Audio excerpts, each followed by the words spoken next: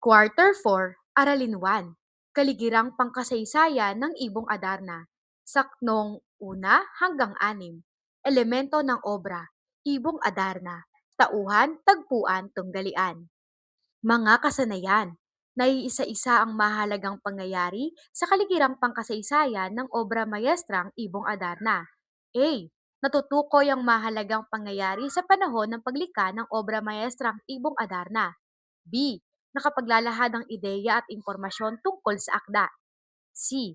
Napahalagahan ang pagtalakay sa kaligirang pangkasaysayan ng isang mahalagang akda. Nasusuri ang mga detalye ng tekstong pampanitikan para sa kritikal na pag-unawa. A. Natutukoy ang mahalagang elemento, tauhan, tagpuan, banghay na tuon sa tunggalian at detalye sa Ibong Adarna. Nasusuri ang mga tekstong biswal na makikita sa Ibong Adarna. A. Naipaliliwanag ang kahulugan ng tekstong biswal sa obra maestrang Ibong Adarna. Bago tayo tumungo sa ating aralin ay magbalik-aral muna tayo. Unang araw, tula ganap. Batay sa mga naging pangyayari sa panahon ng Kastila, magbigay ng 4 na uri ng tula na lumaganap sa panahon ng Kastila na naging bahagi ng ating lipunan.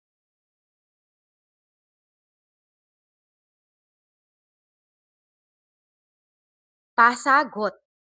Pagpasapasahan ng mga mag-aaral ang isang kahon na may tanong habang umaawit.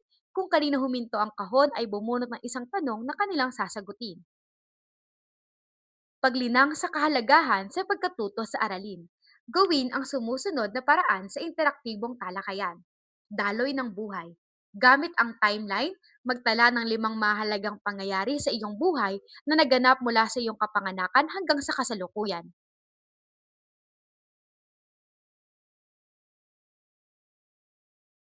Sagutin ng mga mag-aaral ang sumusunod na tanong. Una, ano ang iyong naramdaman habang binabalikan ang mga mahalagang pangyayari sa iyong buhay? Ikalawa, bakit ito ang napili mong mahalagang pangyayari sa iyong buhay? Ikatlo, bakit mahalagang balikan ang pangyayari sa ating buhay? At ikaapat, bakit mahalagang balikan ang pangyayari sa kasaysayan ng ating bansa gamit ang panitikan?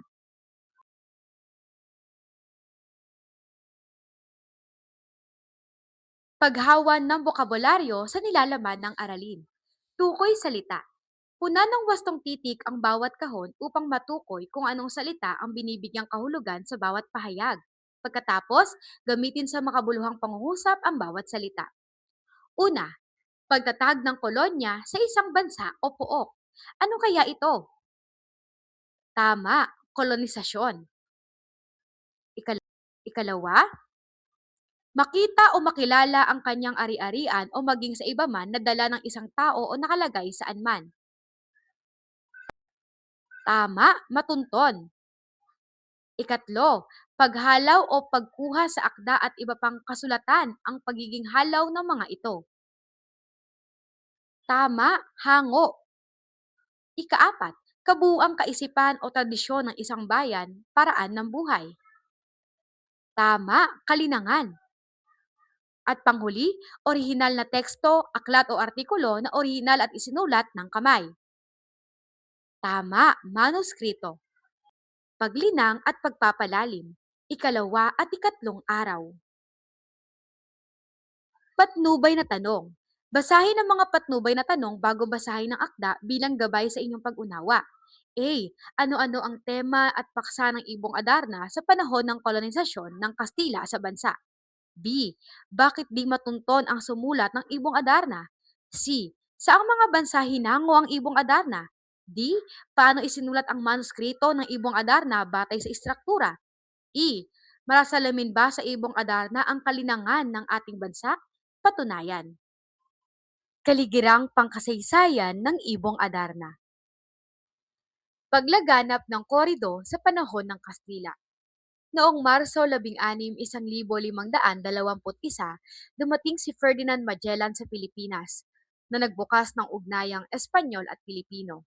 Gayunpaman, ang tunay na pananakop ng mga Espanyol sa Pilipinas ay nagsimula noong 1565 sa pamamagitan ni Miguel Lopez de Legazpi na nagtatag ng unang permanenteng pamayanan sa Cebu.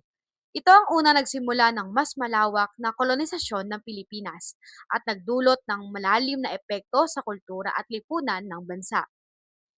Sinunog ng Kastila ang mga nakasulat na panitikan ng ating mga ninuno dahil sa kanilang layunin na itaguyod ang Katolisismo. Pinalitan nila ang mga nakasulat na panitikan ng mga Pilipino ng mga akdang naglalaman ng mga aral ng Katolisismo. Dahil dito, ang panitikan noong panahon ng Kastila ay nagkaroon ng mga elemento at anyo na katulad sa mga akdang Espanyol. Lumaganap ang mga anyong tulad ng mga tulang liriko, awit, korido at pasyon sa larangan ng panulaan. Ang panitikan ay naging isang mabisang instrumento upang mapalaganap ang relihiyong Katolisismo sa bansa. Ang mga tulang romansa tulad ng awit at korido ay nagbibigay halaga sa diwang Kristyanismo at karaniwang naglalarawan ng mga pakikipagsapalaran at kabayanihan kung saan ang mga pangunahing tauhan ay nagtatagumpay dahil sa kanyang maratag na pananampalataya at matyagang pagtawag sa Diyos. Ang mga tulang bayani o epiko ay pinalitan ng mga akdang nakatuon sa pananalig kay Kristo at iba pang mga santo. Ang Ibong Adarna ay isang tulang pasalaysay na kilala sa kanyang romantisadong paksa na naglalarawan ng mga bayani na taglay ang dugong bughaw. Ito ay isa sa mga paboritong anyo ng tula sa Europa. Partikular na ang mga tulang pasalaysay na may paksa ng pakikipagsapalaran at kabayanihan. Ang ganitong uri ng tulang romansa ay kilala at popular sa iba't ibang wika at karaniwang binabasa ng mga kababaihan. Sa Espanya, lalo itong sumikat noong panahon ng mga haring Katoliko, lalong-lalo na nang matapos ang pagtanggap ng kontrol sa Granada noong 1479. Hanggang sa ngayon, hindi pa rin tiyak kung sino ang tunay na may akda ng koridong Ibong Adarna. Sinabi ni Pura Santillan Castrenz, kilala bilang propesor ng literatura, na maaaring ang kwentong Scala Seli ang pinagmula ng Ibong Adarna. Ipinapahayag ng akda ay likha ng isang paring Dominiko noong 1300. Ang Scala Seli ay tumalakay sa isang hari na may sakit at nangangailangan ng tubig ng buhay upang gumaling. Sa paglalakbay ng tatlong anak upang hanapin ang lunas, ang bunso ang pinakamabait at pinakamagalang.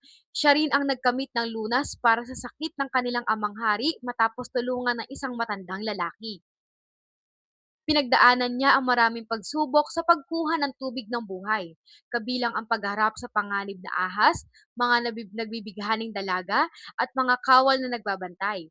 Sa wakas, nagtapos ang kwento sa pagpapakasal ng prinsipe sa prinsesa at namuhay sila ng maligaya.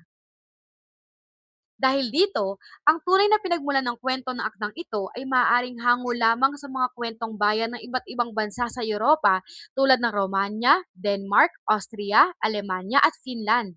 Ito rin ang nagtutulak sa ilan na hindi ganap na itinuring ang Ibong Adarna bilang bahagi ng panitikang Pilipino dahil sa likas itong pagkakaroon ng pinagmulan sa ibang bansa.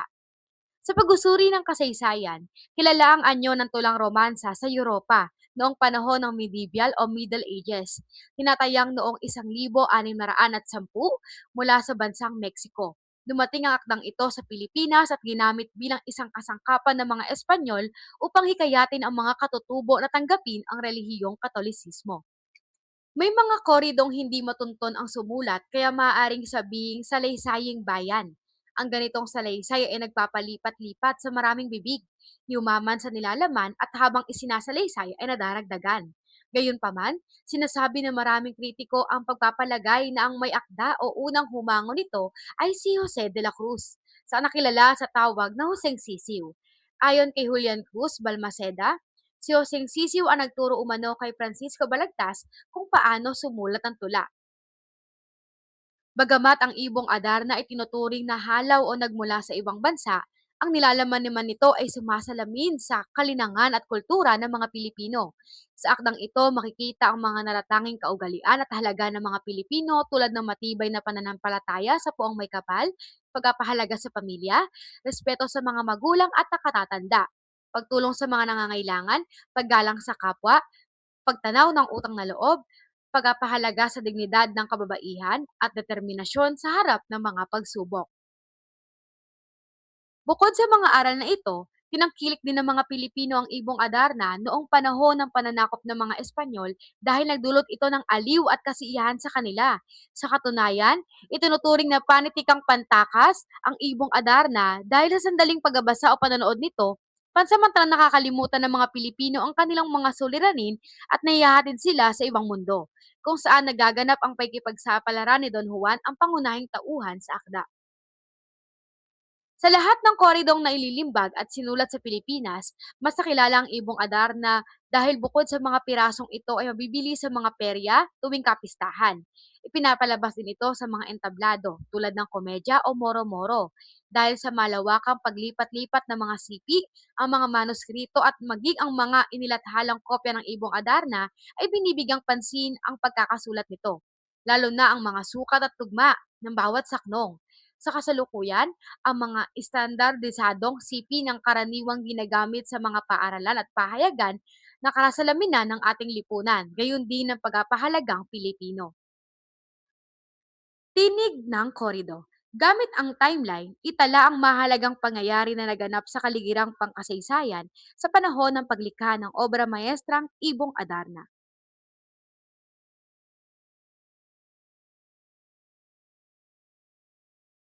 Ang Ibong Adarna bilang isang korido. Ang Ibong Adarna bilang isang korido. Ang Ibong Adarna ay sinulat bilang isang korido o isang uri ng awit bilang panalangin inialay sa Birheng Maria. Ang salitang korido ay nagmula sa Mexicanong salita na okorido na nangangahulugang mga pangyayaring nagaganap na. Ang salitang Mexicanong okorido naman ay mula sa Kastilang koridor. Ang korido ay isang uri ng tulang pasalaysay na romansa na naglalarawan ng mga pakikipagsapalaran sa buhay na may kinalaman sa kababalaghan at pantasya. Ito rin ay nagpapakita ng kagitingan, kabayanihan at pagkamaharlika. May dalawang pangunahing uri ng tulang pasalaysay, ang awit at korido. Sa awit, ang sukat ng bawat saknong ay lalabindalawahing pantig. Karaniwang mabagal ang pagbigkas o pag-awit nito, kaya't ito ay may mga pagkamadamdamin o andante. Ang paksa nito ay malapit sa kasaysayan, kaya't higit na makatotohanan. Bukod dito, ang awit ay kilala sa pagiging buhay at masigla ang damdamin. Sa kabilang dako, ang korido ay isang anyong tulang Espanyol. Sa korido, ang sukat ng bawat linya sa isang saknong ay wawaluhing pantig. Mabilis ang pag-awit o pagbigkas ito o allegro. Tulad sa mabilis sa pag-asalaysay, karaniwang ang paksa nito ay mga alamat at pantasya, at kung minsan ay may kapangyarihang supernatural ang mga tauhan. May malalim na damdaming relihiyoso ang korido. Nagkasanib sa tulang romansa ang dayuhan at ang katutubo. Dayuhan ng anyong pampanitikan na galing sa Europa at dinala rito ng mga prayle at sundong Kastila. Ang mga tauhan na may prinsipe at prinsesang may mga pangalang dayuhan. Ang tagpuan na karaniwang isang malayong kaharian sa Europa. At ang paksang relihiyoso na pinapalaganap sa pamagitan ng anyong pampanitikang ito. Ngunit binibihisan na ang tulang romansa ng katutubong pagkamalikain. Katutubo ang wikang ginagamit sa mga tulang romansa, ang tradisyon sa pagtula na dating ginagamit sa panitikang salimbibig tulad ng bugtong, sawikain at iba pa. Ang mga talinghagang likas sa wika at ang mga pagpapahalagang pamana ng ating mga ninuno tulad ng pagmamahal sa magulang, pagtulong sa nangangailangan at iba pa. Noong 1949, sa pamagitan ng matyaga at masusing pag-aaral ni Marcelo P. Garcia ng iba't ibang sipi ng Ibong Adarna, ay sinaayos niya ang pagkasulat ng kabuuan ng akda, partikular na ang sukat at tugma ng bawat saknong. Sa kasalukuyan, ang kanyang isinasaayos sa sipi ang karaniwang ginagamit ng mga paaralan at palimbagan. Ang orihinal na pamagat ng Ibong Adarna ay korido at buhay na pinagdaanan ng tatlong prinsipeng magkakapatid na anak ng Haring Fernando at anak ng Reyna Valeriana sa kahariang Berbanya. Ang orihinal na bersyong nakarating sa Pilipinas ay mayroong 1,056 na saknong at ang kabuuan ng aklat ay mayroong 48 na pahina. Dahil sa mga aral na makukuha sa korido, ay ginawa itong kabahagi ng pag-aaral ng mga kabataan at isa sa mga akdang pampanitikang tinalakay sa high school. Taglay ng Ibong Adarna ang motif cycle na karaniwang matatagpuan sa mga kwentong bayan. Una, may sakitang amang Inang hari, Reyna, isang mahiwagang bagay lamang ang lunas. Ikalawa, magalakbay ang tatlong anak na prinsesa o prinsipe upang hanapin ang lunas. Ikatlo, magatagumpay ang bunso dahil sa kanyang likas na kabutihan at pagkamatalungin. Ikaapat, aagawin ng mga nakatatandang kapatid ang nahanap niyang lunas at karangalan. Pahihirapan siya ngunit magatagumpay rin sa huli. At ikalima, makakauwi siya at gagaling ang may sakit na magulang. Cory Dokumento. Itala ang mahalagang kaisipan kaugnay sa pagkakasulat ng obra maestrang Ibong Adarna batay sa pinagmulan, istruktura at nilalaman nito. Sagutin ang mga nakahandang tanong pagkatapos basahin ang bahagi ng Ibong Adarna, saknong 1 hanggang 6. Tanong-sagot. Una, inilarawan sa akda ang tauhang nagasalita. Ano kaya ang kanyang katangian batay sa binasa? Ikalawa, ang akda ay nagpapakita ng matinding panalangin sa Birheng Maria. Ano ang kanyang kahilingan sa kanyang paglalakbay? Ikatlo, anong damdamin ang namayani sa akda at bakit ito ang damdaming namayani sa akda? Ikalima, anong kaugalian ng mga Pilipino ang pinapakita sa akda? At ang pinakahuli, ano ang pangkalahatang mensaheng naisipabatid ng akda? Ang katutubong tulang dalit. Ipinahayag ng makatang si Virgilio Almario na ang paggamit ng terminong korido ay waring pagkatangkang tabunan ang katutubong tulang dalit na may wawalong hinding pantig bawat taludtod at binubuo ng 4 na taludtod. Dagdag pa ni Almario, sa Compendio del Arte de la Lengua Tagala ni Fray Gaspar de San Agustin, nakasaad na popular ang dalit sa mga Tagalog at ginagamit nila ito upang ipahayag ang kanilang maratayog na kaisipan at mabibigat na damdamin. Ang katutubong tulang dalit, narito ang halimbawa ng sinaunang dalit. Kaluluwa ko'y hugasan, pakalinisit sosian, pauwian murit alisan, dumit libag kasalanan. Paglalahat, ika-4 na araw. Pabaong pagkatuto. Gawing gabay ang konsepto sa pagtalakay at lubos sa pagpapahalaga sa natutuhan sa aralin. Hagdan ng pagkatuto. Balikang muli ang napag-aralan upang iugnay ang iba pang konsepto at kaisipan. Isulat sa hagdan ang mga narutuhan kaugnay sa Ibong Adarna, ang kahalagahan, nilalaman, ang korido at ang kasaysayan. Pagninilay sa pagkatuto. I-flex ko. Dugtungan ang mga pahayag batay sa iyong naging karanasan sa pagtalakay sa kaligirang pangkasaysayan ng obra maestrang Ibong Adarna. Pagtataya o pagsusulit. Ika-5 araw. Panuto. Tukuyin kung alin ang mahalagang pangyayari ang inahanap sa bawat bilang.